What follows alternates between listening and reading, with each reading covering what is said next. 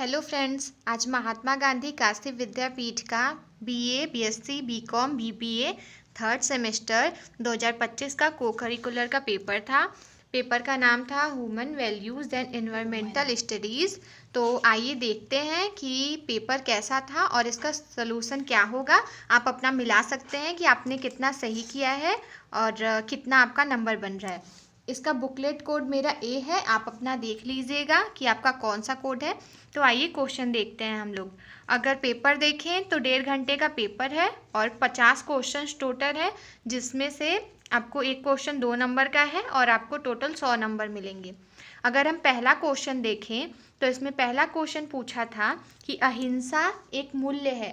अहिंसा कैसा मूल्य है? तो इसका ऑप्शन नंबर 2, अहिंसा एक सकारात्मक मूल्य है, ये सही हो जाएगा। फिर दूसरा क्वेश्चन है कि मूल्यों को हम सीखते हैं घर में, आस पड़ोस में, स्कूल में, तो इसका उपयुक्त सभी चौथा ऑप्शन सही हो जाएगा। हम मूल्यों को इन सभी जगह सीखते हैं। अगर हम तीसरा क्वेश्चन देखें तो तीसरे क्वेश्चन में पूछा है ऑनलाइन शॉपिंग की जाती है। ऑनलाइन शॉपिंग कहाँ से की जाती है? तो ऑप्शन इसका पहला इंटरनेट से, ये सही हो जाएगा।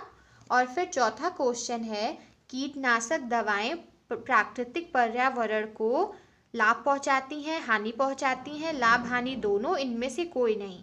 तो इसका जो ऑप्शन नंबर 2 है, हानि पहुंचाती हैं, ये सही हो जाएगा।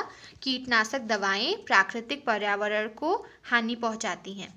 हम आगे देखें तो पांचवा हमारा क्वेश्चन है कि आत्मनिर्भरता एक मूल्य है। आत्मनिर्भरता कैसा मूल्य है?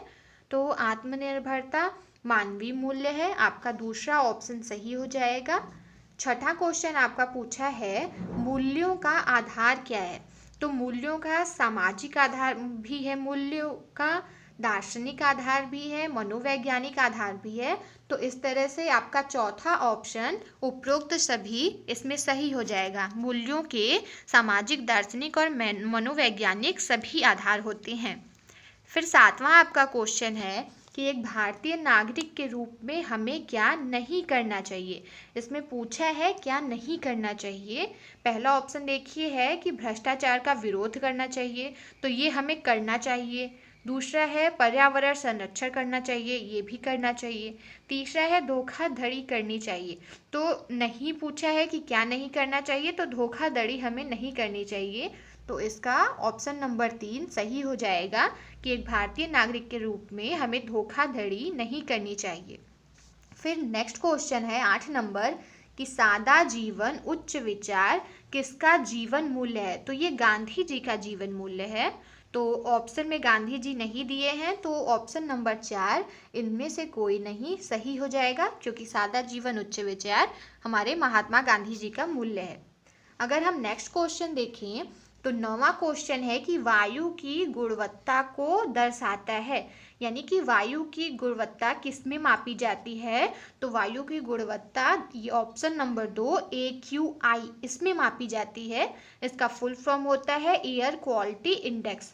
तो ऑप्शन क्वेश्चन नंबर 9 का ऑप्शन 2 सही हो जाएगा। फिर अगर हम क्वेश्चन नंबर 10 देखें तो भारत में भ्रष्टाचार कहाँ कहाँ देखने को मिलता है? क्वेश्चन नंबर 10 है आपका। ऑप्शंस है राजनीति, व्यवसाय, नौकरी, तो तीनों जगह हमें भ्रष्टाचार देखने को मिलता है। तो इसका ऑप्शन नंबर 4 उपरोक्त सही सही हो जाएगा। फिर अगर हम नेक्स्ट क्वेश्चन देखें तो ये पूछा है 11 नंबर क्वेश्चन है कि निम्न में से कौन सोशल मीडिया का भाग नहीं है? ऑप्शन में है व्हाट्सएप, फेसबुक, ईमेल और इंस्टाग्राम। तो इंस्टाग्राम, फेसबुक और ईमेल ये सोशल मीडिया के भाग हैं। आपका जो ईमेल होता है ये सोशल मीडिया का भाग नहीं है। फिर 12 नंबर क्वेश्चन है कि अब्दुल कलाम के अनुसार शिक्षा का मुख्य उद्देश्य क्या है? नैतिक विकास, सामाजिक विकास, शारीरिक विकास या आर्थिक विकास? तो अब्दुल कलाम जी ने शिक्षा का मुख्य उद्देश्य नैतिक विकास बताया है। मनुष्यों का नैतिक विकास ही शिक्षा का मुख्य उद्देश्य है, ये इनका कथन है। हम अगला क्वेश्चन देखें 13 नंबर। इसमें पूछा है कि कौन सा मानवीय मूल्य सामाजिक न्याय और समानता को बढ़ावा देता है? तो सामाजिक न्याय और समानता को, स्वतंत्रता, न्याय और समानता, ये तीनों मूल्य ही बढ़ावा देते हैं। तो ऑप्शन नंबर 4 उपरोक्त सभी आपका सही हो जाएगा। फिर आपका नेक्स्ट 14 नंबर क्वेश्चन है, उठो जागो न रुको जब तक लक्ष्य न मिल जाए। तो ये कथन आपका स्वामी विवेकानंद जी का है। इन्होंने कहा था कि उठो जागो और तब तक ना रुको जब तक आपका लक्ष्य ना मिल जाए। फिर 15 नंबर क्वेश्चन है कि साइबर के अपराधों से स्वयं सुरक्षा क्या कहलाता है। तो ये कहलाता है आपका ऑप्शन नंबर 2 साइबर सुरक्षा। साइबर सुरक्षा साइबर के अपराधों से सुरक्षा करना कहलाता है। 16 नंबर आपका क्वेश्चन है कि नेटवर्क सुरक्षा का उद्देश्य क्या है। तो नेटवर्क सुरक्षा का उद्देश्य आपका गोपनीयता हो जाएगा। मुझे लगता है ये ज़्यादा सही रहेगा। फिर अगर हम आगे देखें तो 17 नंबर क्वेश्चन है कि गांधी जी के अनुसार सत्याग्रह का आवश्यक सिद्धांत क्या है। पीड़ा की अनंत क्षमता, अहिंसा, सत्य। तो ये तीनों के तीनों गांधी जी के अनुसार सत्याग्रह की आवश्यक सिद्धांत है। तो ऑप्शन नंबर 4 आपका उपरोक्त सभी इसमें सही हो जाएगा। फिर 18 नंबर क्वेश्चन है कि स्वामी विवेकानंद जी के अनुसार शिक्षा का उद्देश्य क्या होना चाहिए। तो इसमें ऑप्शन में है जीवन निर्माण, मानव निर्माण, चरित्र निर्माण और चौथा है उपरोक्त सभी। तो स्वामी विवेकानंद जी का एक कथन है कि शिक्षा का प्राथमिक उद्देश्य मानव मनुष्यों का निर्माण करना है, मानव निर्माण। तो ऑप्शन नंबर इसका 2 सही होगा। हालांकि इन्होंने चरित्र निर्माण करने के लिए भी कहा है, जीवन निर्माण का कथन इनका नहीं है। ये दोनों इन्होंने कहा है, पर मुख्यतः इन्होंने मानव निर्माण या मनुष्यों के निर्माण के लिए कहा है। फिर अगर हम 19 नंबर क्वेश्चन देखें तो ये है कि विवेकानंद जी के शिक्षा दर्शन की विशेषता क्या है।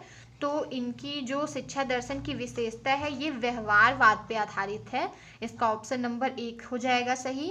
फिर 20वां क्वेश्चन है कि एपीजे अब्दुल कलाम माने जाते हैं लौह पुरुष, मिसाइल मैन, आध्यात्मिक गुरु, क्रांतिकारी। तो इसका ऑप्शन नंबर 2 सही हो जाएगा। APJ Abdul Kalam missile man माने जाते हैं। फिर आपका 21 नंबर क्वेश्चन पूछा है कि इसमें इन चारों में से नकारात्मक मूल्य क्या है। हिंसा, धैर्य, सच्चाई, ईमानदारी। तो ये तीनों आपका जो 2, 3, 4 है ये सकारात्मक मूल्य है। नकारात्मक मूल्य आपका हिंसा है, वॉयलेंस। फिर 22 नंबर आपका क्वेश्चन पूछा है कि कौन से तत्व मानव मूल्य माने जाते हैं। इनमें से कौन से तत्व हैं जो मानव के मूल्य माने जाते हैं। तो सत्य, शांति पहला ऑप्शन है, ये माना जाता है। दूसरा ऑप्शन है धर्म, ये भी माना जाता है। तीसरा है प्रेम, तो ये भी माना जाता है। इसका ऑप्शन नंबर 4 उपरोक्त सभी ये सही हो जाएगा। फिर 23 नंबर आपका क्वेश्चन है कि तुम मुझे खून दो मैं तुम्हें आज़ादी दूंगा, किसने कहा था। तो ये सुभाष चंद्र बोस जी ने कहा था। 24 नंबर क्वेश्चन है कि आपको अपने काम से प्यार नहीं करना, आपको अपने काम से प्यार करना चाहिए, कंपनी से नहीं। तो ये कथन एपीजे अब्दुल कलाम जी का है। ऑप्शन नंबर 4 सही हो जाएगा। 25 नंबर क्वेश्चन है कि मनुष्य चेष्टा करता है पर्यावरण को अपने अनुकूल बनाने की, पर्यावरण के अनुकूल बनने की, पर्यावरण को नष्ट करने की, इनमें से कोई नहीं। तो मनुष्य पर्यावरण को अपने अनुकूल बनाने की चेष्टा करता है। 25 का आपका पहला ऑप्शन सही हो जाएगा। फिर हम 26 क्वेश्चन देखें तो सौर ऊर्जा प्राप्त होती है चंद्रमा से, सूर्य से, समुद्र से, पृथ्वी से। तो सब जानते हैं सौर ऊर्जा सूर्य से प्राप्त होती है। ऑप्शन नंबर 3 आपका सही हो जाएगा। नेक्स्ट क्वेश्चन है कि महाभारत युद्ध में अर्जुन के सारथी थे। तो अर्जुन के सारथी श्री कृष्ण थे। ऑप्शन में नहीं दिया है, ऑप्शन में द्रोणाचार्य, धृतराष्ट्र और भीम है। तो चौथा विकल्प। तो आपका 28 नंबर क्वेश्चन है नर्मदा बचाओ आंदोलन के प्रणेता कौन थे। तो इसका ऑप्शन नंबर 1 मेधा पाटेकर सही हो जाएगा। मेधा पाटेकर जी नर्मदा बचाओ आंदोलन की प्रणेता थी। फिर 29 नंबर क्वेश्चन है कि एक अच्छी पुस्तक हजारों दोस्तों के बराबर होती है, किसने कहा था, यानी ये किसका कथन है। तो ये कथन एपीजे अब्दुल कलाम का है। तो ऑप्शन नंबर 2 अब्दुल कलाम इसका सही हो जाएगा। 29 का ऑप्शन नंबर 2। फिर हम 30 नंबर क्वेश्चन देखें तो ये पूछा है आपका कि युवा दिवस किसके जन्मदिन पर मनाया जाता है। तो युवा दिवस 12 जनवरी को मनाते हैं। 12 जनवरी को और स्वामी विवेकानंद जी के जन्मदिन पर युवा दिवस मनाते हैं। फिर 31 नंबर क्वेश्चन है कि स्वामी विवेकानंद का पूर्ववर्ती नाम क्या था।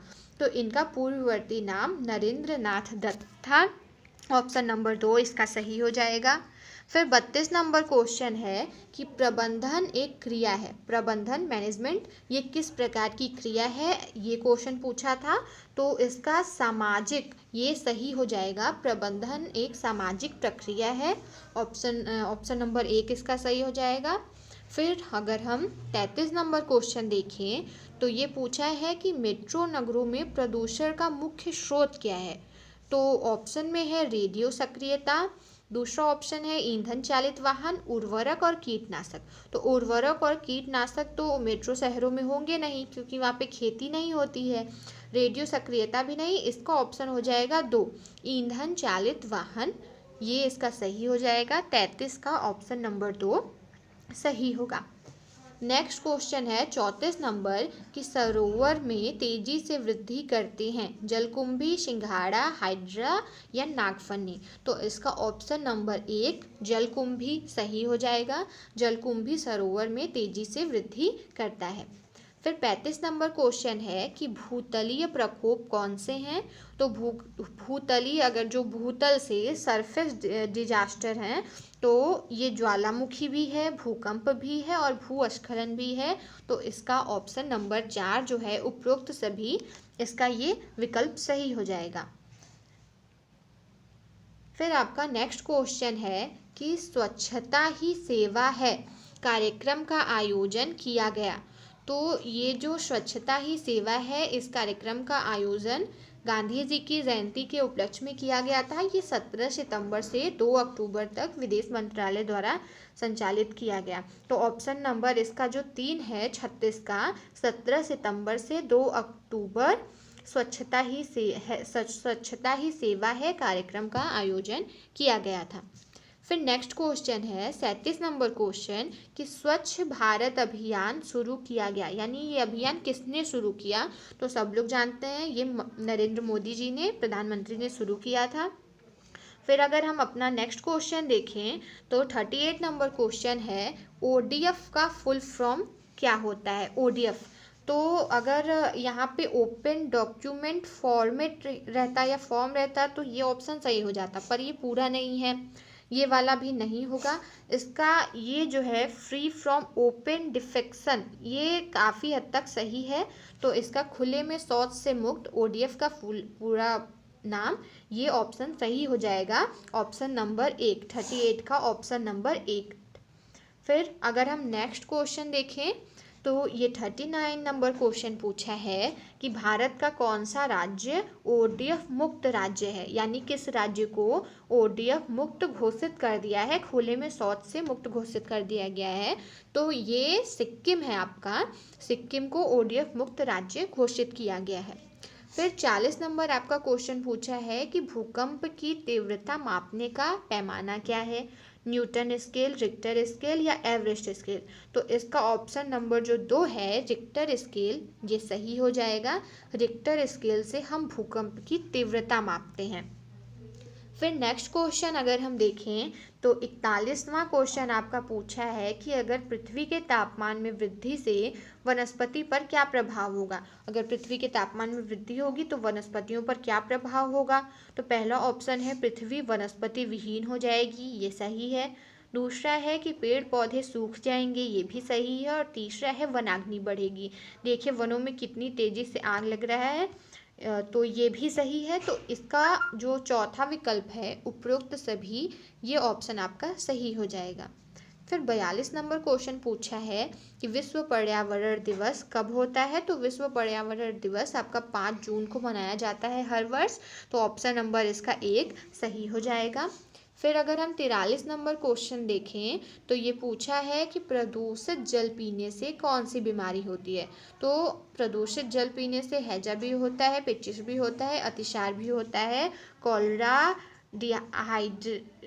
डायरिया, डिसेंट्री सब होता है। तो उपरोक्त सभी इसका सही विकल्प हो जाएगा। फिर 44 नंबर क्वेश्चन है कि पेड़ पौधे कौन सी गैस बाहर निकालते हैं, तो ऑप्शन नंबर 3 ऑक्सीजन इसका सही विकल्प हो जाएगा। नेक्स्ट क्वेश्चन है 45 नंबर क्वेश्चन, मिलेट्स की खेती के लिए आवश्यक क्या है, तो कम उर्वरक भूमि, कम पानी, कम समय। ये तीनों इसके लिए है आवश्यक, कम पानी में, कम समय में, और अगर उर्वरक भूमि नहीं है ज़्यादा तो भी मिलेट्स आसानी से उगाया जा सकता है। तो चौथा ऑप्शन इसका उपयुक्त सही का विकल्प सही हो जाएगा। फिर नेक्स्ट क्वेश्चन है 46 नंबर क्वेश्चन कि धूल प्रदूषण रोकने के लिए उपयुक्त वृक्ष है, तो हम अशोक, पीपल, नीम तीनों वृक्षों का यूज़ किया जाता है प्रदूषण रोकने पे, पर जो अशोक का वृक्ष है वो ज़्यादा उपयुक्त होता है क्योंकि वो थोड़ा लंबा और घना होता है। ऑप्शन नंबर इसका 1 सही हो जाएगा। फिर 47 नंबर अगर क्वेश्चन देखें तो ये पूछा है कि अखबार में कौन सा विषैला तत्व होता है, तो जो अखबार की स्याही होती है उसमें लेड नाम का विषैला तत्व पाया जाता है। ऑप्शन नंबर 3 लेड इसका सही आंसर हो जाएगा। फिर 48 नंबर क्वेश्चन आपका पूछा है कि घर में हानिकारक विकिरण के स्रोत क्या हैं, तो इंटरनेट भी है, रंगीन टीवी भी है और मोबाइल फ़ोन भी है। उपयुक्त सभी इसका भी ऑप्शन हो जाएगा। इन सभी से हानिकारक विकिरण निकलते हैं जो कि हमें नुकसान पहुंचाते हैं।